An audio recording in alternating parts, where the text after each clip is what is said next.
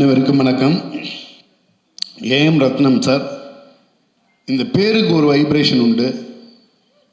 மிகப்பெரிய super star, மிகப்பெரிய நடிகர்கள் படத்தில் நடிக்கும் பொழுது என்ன கிளாப்ஸ் வருமோ, ஏஎம் ரத்னம் அப்படிங்கிற ஒரு பேர் வரும்போது தமிழ்நாட்டோட பட்டி தொட்டியில் எல்லாம், தமிழ்நாடு இல்லை ஆந்திரா, தமிழ்நாடு ஆந்திரா ரெண்டு இடத்துலையும் பட்டி தொட்டி வரைக்கும் அந்த பேருக்கு வந்து மிகப்பெரிய கைத்தட்டல் இருக்கும்.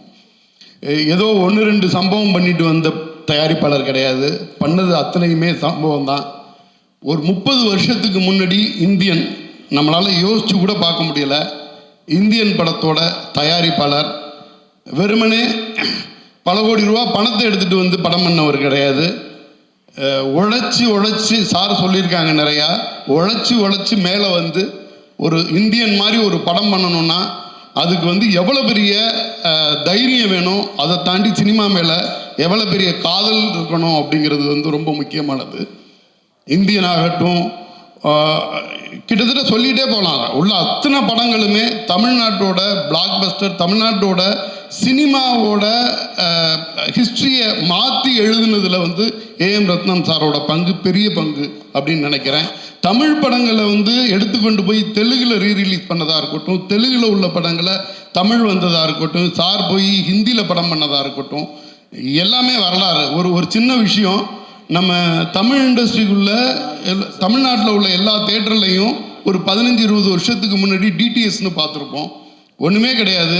வேற ஒரு டெக்னாலஜி வர வேண்டிய நேரத்தில் ரத்னம் சாருக்கு டிடிஎஸோட சவுண்ட் பிடிச்சிருந்துருக்கு, அவ்வளோதான். தமிழ்நாட்டோட எல்லா தேட்டருங்களும் டிடிஎஸ் வந்து இன்ஸ்டால் பண்ண வேண்டியதாகிடுச்சு. என்ன காரணம்னா, சாரோட பெரும்பகுதியான படங்கள் டிடிஎஸில் வெளியாக ஆட்டோமேட்டிக்காக தேட்டர் எல்லாமே வந்து டிடிஎஸ் முறைக்கு மாறி இருக்காங்கன்னா, அப்போ சினிமாவில் ரத்னம் சாருக்கு இருந்த ஹோல்டு என்னவா இருக்கும் அப்படிங்கிறது நம்ம எல்லாருக்குமே தெரியும். மூத்த பத்திரிகையாளர்கள் அத்தனை பேருக்கும் தெரியும். கண்டிப்பாக புதுசாக வந்தவங்களுக்காக தான் இதை நான் சொல்லிக்கிட்டு இருக்கேன்.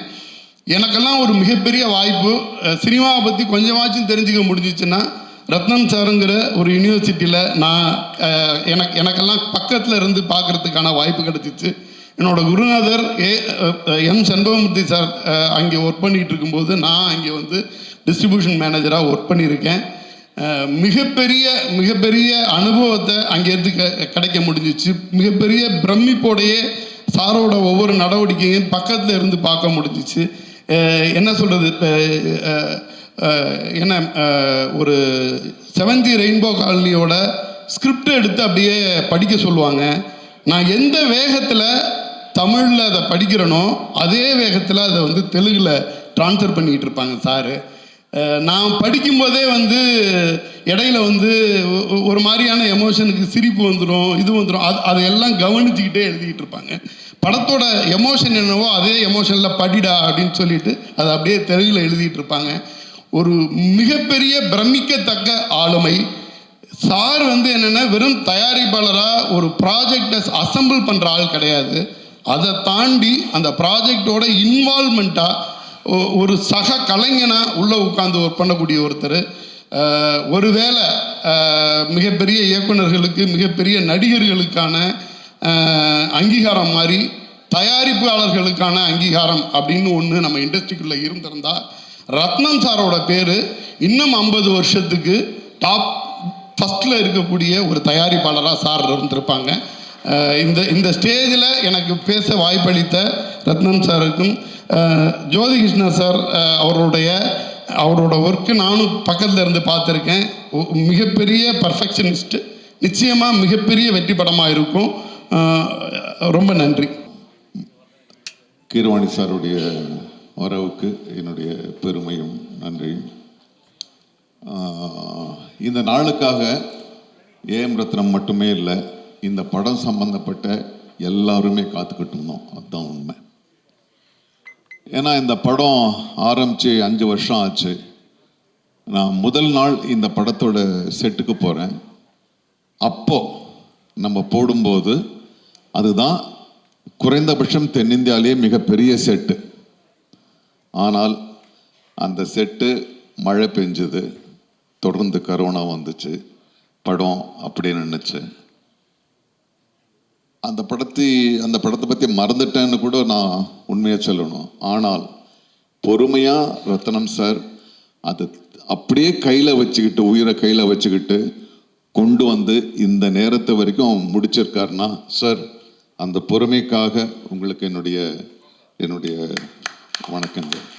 ஏன்னா ஒரு சின்ன படம், ஒரு 4 கேரக்டர்னா நீங்கள் வந்து எல்லாரும் இழுத்து பிடிச்சிடலாம். பெரிய படம், இவ்வளோ பெரிய கேரக்டர் திரும்பி செட்டு போடணும், அதுக்குள்ளே அவர் வந்து டெபுட்டி சிஎம் ஆயிட்டாரு. அந்த பொறுமை, அந்த தெளிவு, அந்த முதிர்ச்சி உங்ககிட்ட மட்டும்தான் இருக்குது. அதுக்காக இந்த படம் நிச்சயமாக மிகப்பெரிய வெற்றி அடையணும். அப்புறம் ரத்னம் சாருக்கு அடுத்தது நான் பாராட்ட வேண்டியது என்னுடைய கடமை ஜோதி. ஏன்னா வேற ஒரு டைரக்டரை வச்சு ஆரம்பிச்சாங்க. 5 வருடங்களுக்கு பிறகு அவர் வேறு ஒரு நிலைக்கு போயிட்டாரு. இந்த படத்தை யாரை தொடர்ந்து கொண்டு போகுது அப்படின்ற ஒரு பெரிய வச்சனை அப்படின்னு போகும்போது ரத்னம் சார் சொன்னார், விதின்னு. விதி கிடையாது, அவனுடைய அறிவு தான் கொண்டு வந்து இங்கே நிறுத்தது. இவ்வளோ பெரிய படத்தை அவனுடைய அறிவு தான் தீர்மானிச்சிருக்கு. ஏன்னா ஜோதி இந்த படத்தை ஆரம்பித்த முதல் நாள் நான் போனேன், சிரிச்சுக்கிட்டே இருந்தேன். சார் எப்படி உங்களுக்கு எந்த பொறுமை இருக்கோ அப்படியே அவனுடைய புன்சிரிப்பு. பார்த்தா செட்டில் ஒன்றுமே இல்லை, ஆனால் படம் நடக்குது. நான் கேட்டேன், ஜோதி என்னடா இது, என்னப்பா இது? இல்லை சார்ன்னு, இந்த படம் எப்படி எடுக்க போகுதுன்றதை பற்றி டெக்னிக்கலாக ரொம்ப தெளிவாக என்கிட்ட சொன்னான். அப்போவும் எனக்கு பயம், சரி எல்லாம் கரெக்டாக சொல்கிறான், அது எடுக்கணுமே அப்படின்னு. ஆனால் நான் டப்பிங்க்கு போகும்போது ரொம்ப ஆச்சரியமாச்சு. ஒரு குழந்தை மாதிரி எனக்கு வந்து அந்த ஒரு ஆச்சரியம் தான் வந்துச்சு. எவ்வளோ மலைகளை கொண்டு வந்திருக்க, குதிரைகளை பல பிரதேசங்களை கொண்டு வந்திருக்க, உன்னுடைய அந்த அறிவுக்கு என்னுடைய நன்றி. அப்புறம் மனோஜ் பரமஹம்சாவை பற்றி சொல்லணும். அவன் கேமராமேனா இல்லை வந்து மெஜிஷியனான்னு எனக்கு தெரியல. ஏன்னா நம்மளாம் நடிக்க வரும்போது ஒரே ஒரு கேமரா தான் இருக்கும். நான் ஃபர்ஸ்ட் டே அங்கே நம்ம அந்த விஜயவாடாவில் போகிறோம், இங்கே ஒரு கேமரா போகுது, அங்கே ஒரு ட்ரோன் ஒன்று போகுது, அப்புறம் இந்த ஸ்டார் வார்ஸ் படத்தில் வர்ற அந்த ரோபோ மாதிரி எங்கே ஒன்று ஓடுது. அவ்வளோ ஒரு டெக்னிக்கல் இதோடு அந்த படம் நினச்சி. எப்படியும் ஒரு 6-7 கேமரா இருந்துச்சு. எந்த கேமராக்கு நடிக்கிறதுன்னு எங்களுக்கு தான் குழப்பம், உங்களுக்கு இல்லை. ஸோ ஆக இதுக்கு பின்னால் பெரும் கதைகள் இருக்கு, பல தடைகள் தாண்டி வந்திருக்கு. அதெல்லாம் தாண்டி இது பொறுமையாக இதை முடிச்சிருக்கோம். ஆனால் அதே உத்வேகத்தோட. சில படங்கள் வந்து ரொம்ப கேப் விட்டுச்சுன்னா அப்படி சலிச்சுக்கிட்டே போக வேண்டியதாக இருக்கும். ஆனால் கிடையாது. ரத்னம் சார் கூப்பிடும் போதெல்லாம், நான் பிஸின்றதுக்காக இல்லை, அவர் கூப்பிடும் போதெல்லாம் நான் வேற இடத்துல இருந்து வந்தேன். நான் கோவாலேருந்து வந்தேன். நான் 8 மணி நேரம் காரில் வந்து 8 மணி நேரம் திரும்பி 8 மணி நேரம் வந்தேன். ஏன்னா பவன் கல்யாண் அவர்கள் அவர் வந்து பொது வாழ்க்கைக்கு போயிட்டாரு. அவர் ஒரு நாள் அவர் கொடுக்குறாருன்னா நாங்கள் எல்லாம் சுனிலெல்லாம் வந்து ஸ்பெயின்லேருந்து வந்து 2 ஷாட் நடிச்சிட்டு திரும்ப ஸ்பெயினுக்கு போனார்.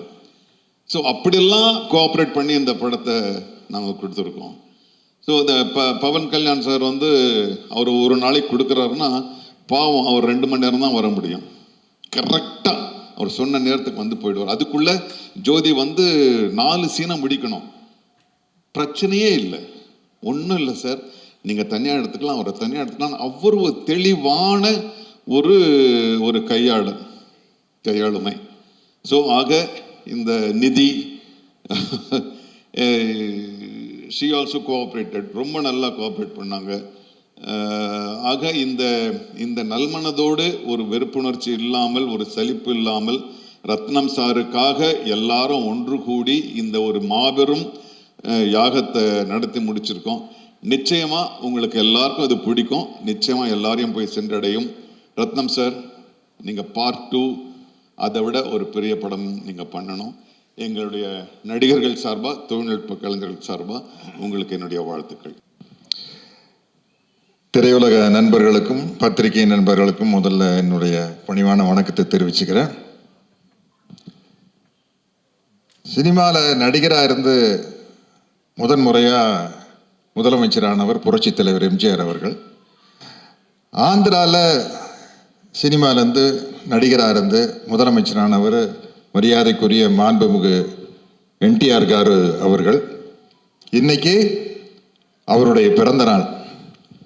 இன்று என்டி ராமராவ் அவர்களின் பிறந்த நாள். அந்த பிறந்த நாள் அன்று ஆந்திராவின் deputy CM power star Pawan கல்யாணுடைய ஒரு நிகழ்ச்சி, ஒரு விழா நடக்கிறது எனக்கு ரொம்ப மகிழ்ச்சியாக இருக்குது, ரொம்ப பெருமையாக இருக்குது. இவனுக்கு எப்படா தெரியும் என்டிஆர் சாரோட பர்த்டே இன்னைக்கு அப்படின்னு கேட்குறீங்களா? எனக்கு யார் சொன்னாங்க தெரியுமா? ஃபோனில் மெசேஜ் வந்தது. வாணிஸ்ரீ மேடம் சொல்லியிருக்காங்க. நான் வசந்த மாளிகை படத்தினுடைய தீவிர ரசிகன். பாரு, பூபதி ராஜா சார் வந்திருக்காரு. அந்த படத்தினுடைய வசனகர்த்தா பாலமுருகன் சார். வசந்த மாளிகை படம் பார்த்துட்டு யாராவது கிட்ட பேசணும்னு எனக்கு ஆசை. எனக்கு ரொம்ப பிடிச்ச படம். அப்போ சச்சி மேடம் என்கிட்ட சொன்னா, நான் அவங்ககிட்ட சொன்னேன், நேற்று வசந்த மாளிகை படம் பார்த்தேன் மேடம் அப்படின்னு. அப்படியா, இதான் நம்பர் கொடுக்குற, வாணிஸ்ரீ கிட்ட பேசுங்களேன் அப்படின்னாங்க. அப்போ வாணிஸ்ரீ மேடத்துக்கிட்ட ஃபோன் பண்ணி பேசி அந்த படத்தை பற்றி பேசி நிறைய ஈவெண்ட் விஷயங்களை பகிர்ந்துக்கிட்டோம். அவங்க தான் இன்னைக்கு மெசேஜ் அனுப்பியிருக்கிறாங்க, என்டிஆர் சாருடைய பர்த்டே அப்படின்னு. ஸோ இன்னைக்கு அது ஒரு கோஇன்சிடென்ஸ், ரொம்ப சந்தோஷமாக இருக்குது. உண்மையிலேயே ரத்ன சார் பிரமாதமாக பேசினார். அவருடைய ஃபீலிங்ஸ் எல்லாம் சொன்னார். இந்த படம் நிச்சயமாக மிகப்பெரிய அளவில் வெற்றி அடையும். என்னென்னா, நாங்கள் நடிச்சிட்டு இருக்கையில் எனக்கு தெரியல, நாங்கள் எல்லாம் நல்லா ஒரு சின்ன சின்ன கேரக்டர் பண்ணிக்கிறோம், அவ்வளோதான். ஜோதி கிருஷ்ணா எங்கிட்ட லேப்டாப்பில் கொண்டு சீன் காட்டினார். எப்படி எடுக்க போகிறேன்னு. நான் உண்மையிலேயே ரத்ன சார், ஈன்ற பொழுதில் பெரிதிரவுக்கும் தன் மகனை சான்றோர் என கேட்ட தாய் அப்படிங்கிற இடத்துல தகப்பன்னு நீங்கள் போட்டுக்கலாம். அந்த அளவுக்கு ஜோதி கிருஷ்ணா பிரமாதமாக அந்த சீனை காட்டினார். நான் சொன்னேன், எப்படி ஜோதி இது என்னன்னு கேட்டேன்னா, அப்புறம் அவர் போய் அப்போ தான் ஃபாரினில் போய் படிச்சுட்டு வந்த விஷயத்தையெல்லாம் சொன்னார். அதை பார்த்து படிச்சுட்டு வந்தால் மட்டும் பார்த்தாதான் அந்த நீங்கள் பார்த்த மாதிரியே நானும் பார்த்து பிரமிச்சிட்டேன். அந்த மேக்கிங்கை பார்த்து பிரமிச்சிட்டேன். அதனால் இந்த படத்தில் நானும் இருக்கிறேன் அப்படிங்கிறது எனக்கு ஒரு சந்தோஷமான விஷயம். ஆனால் அதை விட சந்தோஷமான விஷயம் என்ன, சாரி டு சே நிதி, நான் தான் இந்த படத்தோட ஹீரோயின். நான் தான் ஹீரோயின். ஒரு படம் என்ன, நீங்கள் டைட்டானிக் வேணாலும் எடுங்க, என்ன கதை? கப்பல் முழுகுது, ஹீரோயினை காப்பாத்துறதுக்காக ஹீரோ போராடுறாரு, அதில் 2 பேரும் மூழ்கிடுறாங்க. ஸோ ஒரு ஹீரோ யாரை காப்பாற்றுறதுக்காக ஹீரோ கஷ்டப்படுறாரோ அவங்க தானே ஹீரோயின். அப்படி பார்த்தா இந்த படத்தில் நான் தான் ஹீரோயின். என்னை காப்பாற்றுறதுக்காகத்தானே பவன். ஜோதி கரெக்டா? அவுட்லைன் சொல்லிட்டேன்னு தப்பாக நினைக்காதீங்க. இந்த படத்தில் பவர் ஸ்டார் பவன் கல்யாணுக்கு நான் தான் ஹீரோயின். அவர் என்னை காப்பாற்றுறதுக்காகத்தான் வராரு. இந்த படத்தினுடைய எவ்வளோ கஷ்டமே என்னை காப்பாற்றுறதுக்காக நடக்கிறது தான். அதனால் இப்படி ஒரு பிரம்மாண்டமான படத்தில் நான் ஹீரோயினாக நடித்ததை பற்றி ரொம்ப பெருமைப்படுறேன். அடுத்த பார்ட் 2 எடுக்கல. கிரவாணி சார், சினிமாவில் என்னென்னமோ போயிட்டு வந்துட்டோம். இருந்தாலும் உங்கள் சாங்கை நான் பாடிட்டேன். பாகுபலி 2ல் நானே இதே மாதிரி டேப் அடிச்சுட்டு ஒரு 4 பிட்டு பாடிட்டேன். பார்ட் 2 பண்ணையில் கொஞ்சம் அதை மனசில் வச்சுட்டு எனக்கு நாசர் சாருக்கு ஒரு நல்ல ஒரு அருமையான சாங் போட்டுருவீங்க. ஷோபி மாஸ்டரும் பார்த்துக்கிட்டே இருக்காங்க சார். எதுங்க? ஷோபி மாஸ்டரும் பார்த்துக்கிட்டே இருக்காங்க. அது வீரமுள்ளு 2ல உங்களை வச்சு சிறப்பா ஏதாவது. ஆமா நிச்சயமா. மனோஜ் இல்லை, நாங்கள் ஆடிடுவோம், நாங்கள் டான்ஸ் ஆடிடுவோம். நாங்கள் அதை எதுக்குமே கூச்சப்படாத ஆளுக்கு தானே. பரதநாட்டியம் ஆடினோமா, வஞ்சிக்கோட்டை வாலிபன் வேணுமா உங்களுக்கு, வைஜெயந்தி மாலை 10 மணி 2 பேரும் ஓகேன்றோம். என்ன சார் அது மாதிரி விஷயங்கள். கேமரா கூச்சமே இல்லாத ஆட்கள் நாங்கள். அப்படி இருந்தால் தான் சினிமாவில் எந்த கேரக்டர் கொடுத்தாலும் நடிக்க முடியும். இப்படிப்பட்ட ஒரு சிறப்பான படத்தில் நானும் இருக்கிறேன் அப்படிங்கிறது எனக்கு ரொம்ப மகிழ்ச்சியான பெருமையான விஷயம். ரத்ன சாருடைய நல்ல மனசுக்கும் ஜோதியினுடைய நல்ல உழைப்புக்கும் இந்த படம் மாபெரும் வெற்றி அடையும் என்று நம்பி வாழ்த்துகிறேன். வணக்கம். ரொம்ப ரொம்ப நன்றி సార్. సార్ ఒక చిన్న రిక్వెస్ట్ సార్, మీ ఇద్దరి కాంబినేషన్ అంటే మాకు చాలా పిచ్చి. సో మీ ఇద్దరు కలిసి కళ్యాణ్ గారి సిగ్నేచర్ ఒకటి ఇలా అంటే చూడాలని అనుకుంటున్నాం మేమందరం కూడా. ప్లీజ్ டிரான்ஸ்லேட் பண்ணுங்க. நம்ம 2 பேரில் நீங்கள் மட்டும் அவங்களுடைய இங்கே இருக்கீங்களா? ஸோ அதனால் நீங்களோட இதில் Pawan Kalyan sir Pawan power star வந்து ஒரு ஸ்டைல் இப்படி பண்ணியிருக்காரு. அதை நீங்க பண்ண முடியுமான்னு கேக்குறாங்க. ఇద్దరు చేయాలి.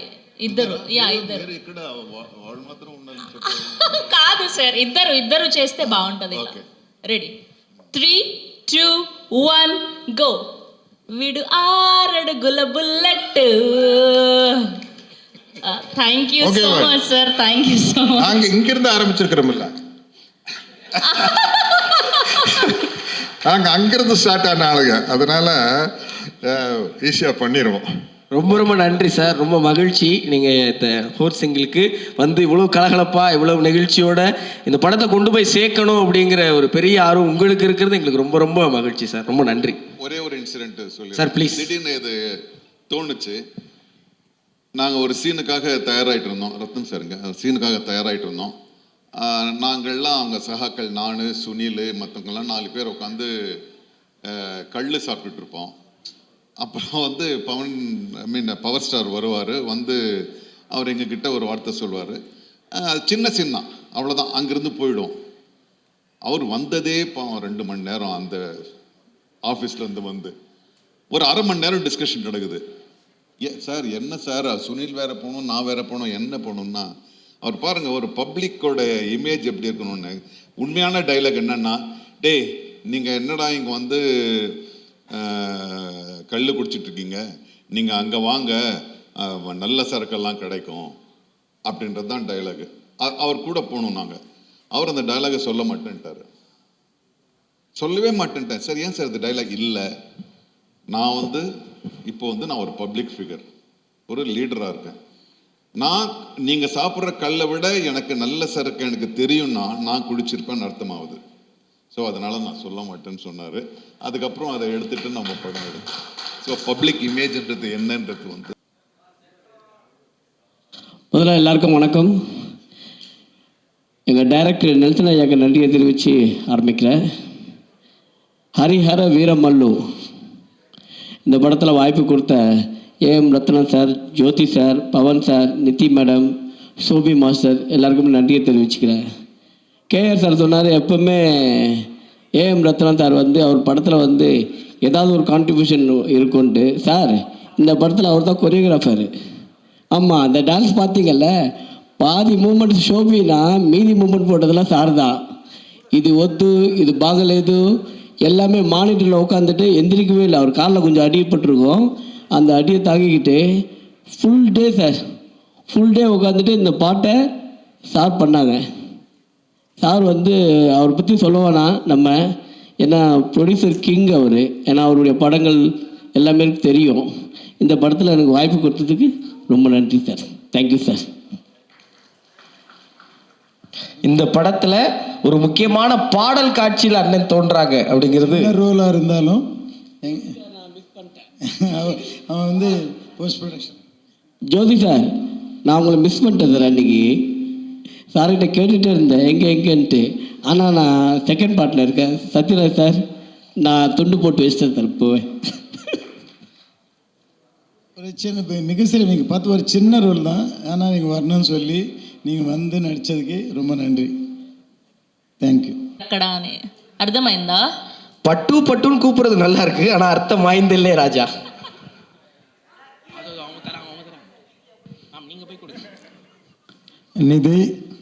நிதிக்கு முதல்ல தேங்க்ஸ் சொல்லணும். ஏன்னா 5 வருஷமாக காத்திருந்தாங்க இந்த படத்துக்காக.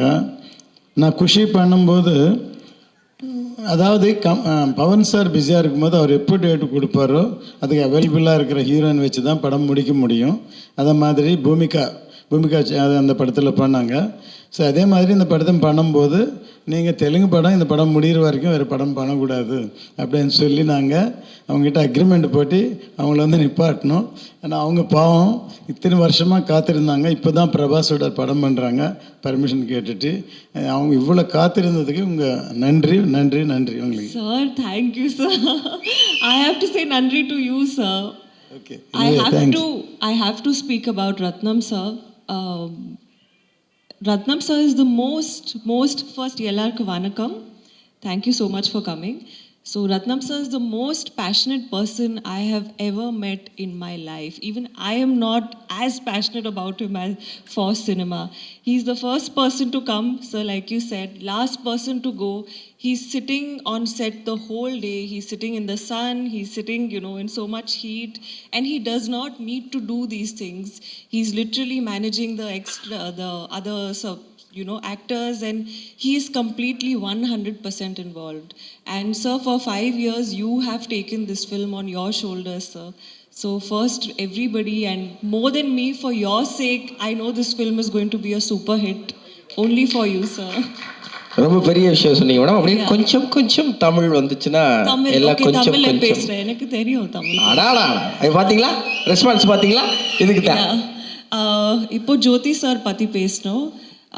From the day Jyoti sir said he came, he completely took over. I think it was very easy to shoot with you, sir. I never felt like you were judging me. I always felt like you were supporting me and trying to make me do better and give my best. So you gave me a very team kind of a feeling. So thank you so much for all the support and for what you have done. And Keeravani sir, last time na ungal pati pesle, I completely my mistake. But Keeravani sir, it's our honor to work with you, and it's my honor that I am dancing to the music that you have kind of given us. So thank you so much, and I'm sure everybody is going to be dancing to your tunes soon. Nasir sir, thank you so much for coming. Satyaraj sir, thank you. And Shobhi master, thank you for patiently choreographing the whole thing and supporting me and giving me the best and showing me all the expressions and everything. So thank you so much. And Manoj sir pati kuda pesno. I think one of the best DOPs I have ever worked with in my life is Manoj sir. He really, technically brilliant. Like sir said, he's a magician. So I really hope to work with him again. And Kingsley sir, we did a few nice shots together, sir. So it was really nice. I hope to work with you soon. And in the padam, actually, enakku oru romba emotional journey irukku. I've literally grown up with this film, I feel, in the last 5 years. So I'm grateful. I'm so grateful that I got a chance to be in this film. And enakku story mele, enakku direction mele, padam mele ரொம்ப trust இருக்கு that when the film comes 100% everybody is going to like it, because every single person in this film has worked very hard. So please support us, and I hope you all like the film. ரொம்ப நன்றி madam. படத்தில் 5 இடத்துல பாட்டு வர மாதிரி அங்கங்கே தமிழ் போட்டு அழகாக பேசுனீங்க. எங்களுக்கு என்ன கூடுதல் மகிழ்ச்சினா, தமிழ்நாட்டு டெப்டி சிஎம் கூடயும் நீங்கள் படம் பண்ணியிருக்கீங்க, ஆந்திர பிரதேசுடைய டெப்டி சிஎம் கூடயும் படம் பண்ணியிருக்கீங்க. எப்படி இந்த மாதிரி நீங்கள் சூஸ் பண்ணுறீங்க? ஆக்சுவலி நான் சூஸ் பண்ணல, அவர் தான் சூஸ் பண்ணிட்டேன் எனக்கு.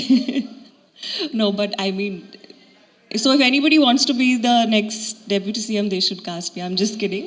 It's years of hard work, it's years of effort, a lot of planning and a lot of perseverance that it takes to be in that position. So happy. And most importantly, Pawan Kalyan sir, I always say in Telugu, ee adrushtam naku dorkindi, and I'll always remember that. Pan India deputy CM ஹீரோயினுக்கு எங்களுடைய அன்பு நிறைந்த வாழ்த்துகள். ரொம்ப நன்றி ma'am. Thank you.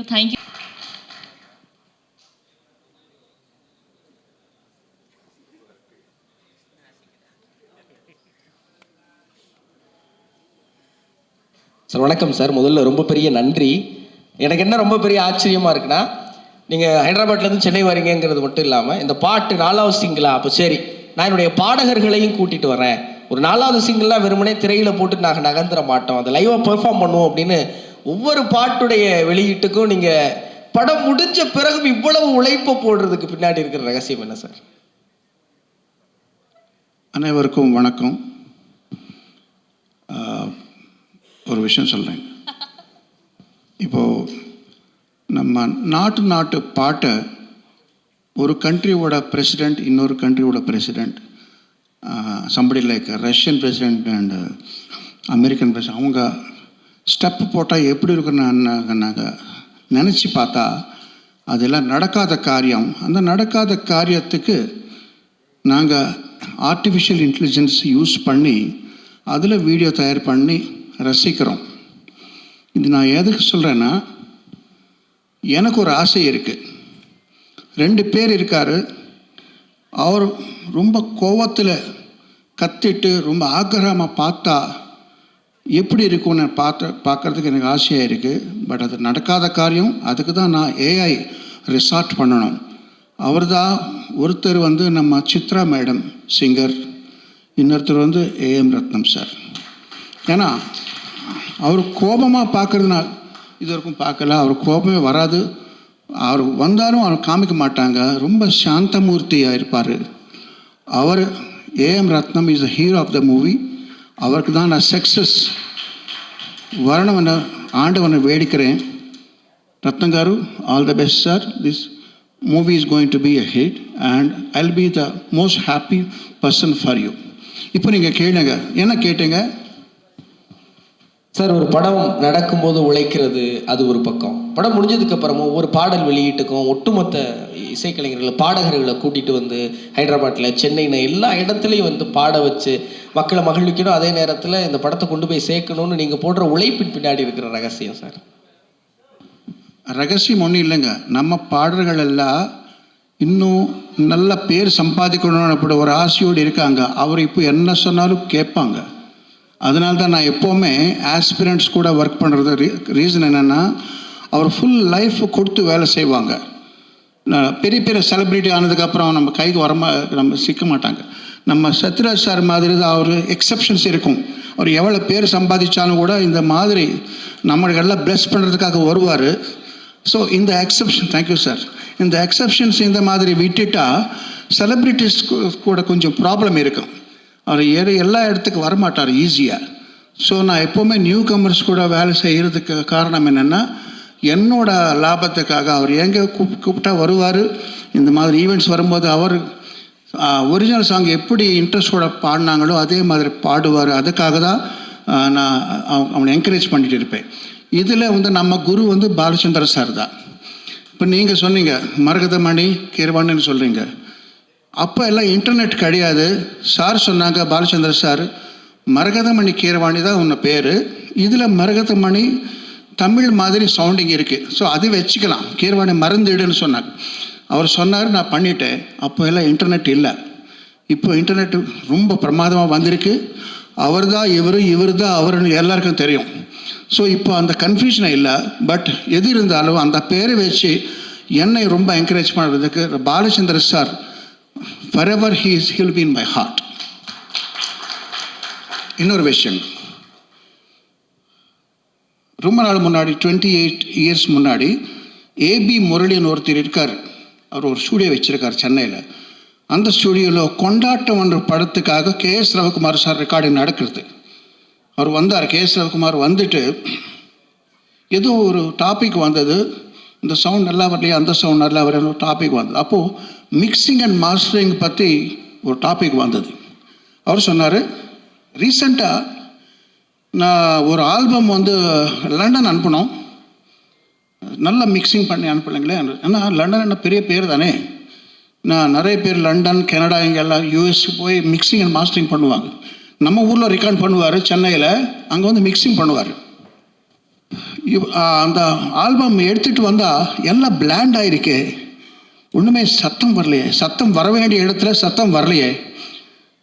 அவர் சொன்னார், 5 star ஹோட்டலில் எது சாப்பிட்டாலும் ஒரு மாதிரி இருக்கும், பிளாண்ட் ஆகிருக்கும். ஏன்னா அங்கே ஃபாரினர்ஸ் வருவார், அவங்களுக்கு ஏற்ற மாதிரி தான் அவர் பண்ணுவார். அதில் நம்ம ஸ்ட்ரீட் ஃபுட்டு பாருங்கள், எவ்வளோ உப்பு காரம் நல்லா இருக்கும், அந்த மாதிரி தான் வேணும். அப்போ அவர் நம்ம கல்சுவாமியில் வந்து இப்படி காமிச்சார்.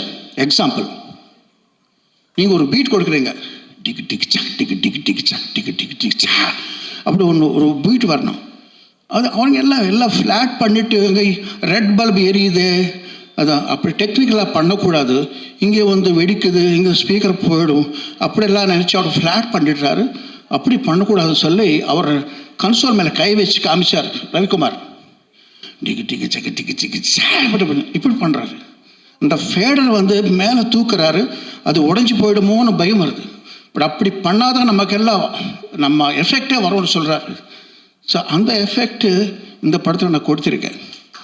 ஏன்னா இவர் பவர் ஸ்டார் பவன் கல்யாண் சொல்லுவார், அந்த பவர் வெளியில் வரணும்னா அந்த மாதிரி மிக்சிங் பண்ணாதான் நமக்கெல்லாம் டெக்னிக்காலிட்டி பார்க்கக்கூடாது, அதெல்லாம் வேறு விஷயம். நமக்கு இங்கே பவர் தான் வேணும், ஓன்லி பவர், அந்த எஃபெக்ட் தான் வேணும். அந்த எண்ணத்தோடு நான் ஒர்க் பண்ண படம் இது. முக்கியமான விஷயம் என்னென்னா, நான் நல்லா பண்ணேன் சொல்கிறார். நல்லா பண்ணுறது ஒரு விஷயம், நல்லா பண்ண விடுறது ஒரு விஷயம். ஸோ அதுதான் டைரக்டர். ஒரு கை நல்லா பண்ணுறது, நல்லா பண்ண விடுறது இன்னொரு கை, ரெண்டு கை சேர்த்தா தான் கைத்தட்டல் வரும், சத்தமே வரும். Jyothi, thank you for allow me to do whatever I wanted to do. So இந்த படம் நல்லா சக்ஸஸ் ஆகி நம்ம ரத்னம் சாருக்கு நல்ல பேர், நம்ம பணம் கூட எடுத்துகிட்டு வரணும்னு நான் ஆசைப்படுறேன். எல்லாருக்கும் வணக்கம், நன்றி.